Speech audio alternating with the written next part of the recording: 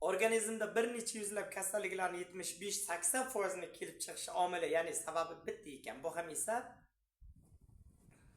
salbiy ruhiy kechinmalarga bog'liq. Buni bizning tilimizda esa do'stlar asab kasalligi deb nomlanadi. Nevroza, ensefalopatiyalar, boshqa asab kasalliklar. Bular qisqacha qilib aytganda nima belgilarni va kasalliklarni keltirib chiqaradi? Ozginasini aytib o'tamiz. Mana oddiygram.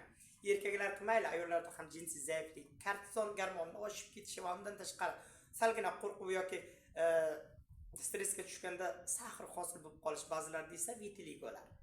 Ba'zilar yurak og'rib, qon quyib qolishi va uy almashishi. Ozginachasini aytdim, qo'ydim xolos. Undan tashqari ko'plab omillari bor.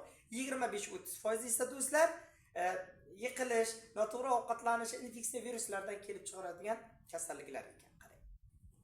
Mana shularni xudo xolasa asabga bog'liq barcha kasalliklarni asrlar davomida 95-100% davolab kelgan va yana bundan buyoq ham davolay oladigan bitta giyohni ko'rsataman. Inshaalloh xudo xolasa sababini qiling, shifoni Alloh o'zi beradi do'stlar. Bu giyohning nomi, birodarlar, qarang. Ruslarda saflor deb nomlanadi, bizlarda esa masxar yoki soxta zafron. Hamma bilgan o'sha zafron moyini, ya'ni yog'ini iste'mol uchun ishlatamiz.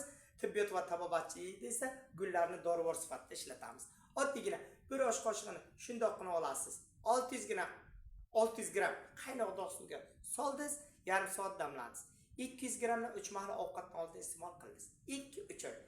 Faqatgina do'stlar, yurak sus uradiganlar yoki qon bosimini past yuruvchilar iltimos ehtiyotkorlik bilan qo'llaysiz, mutaxassis maslahati bilan.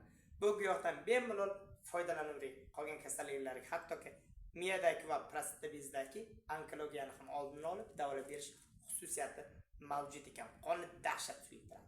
Ishonavering, o'zim ish ko'rganman.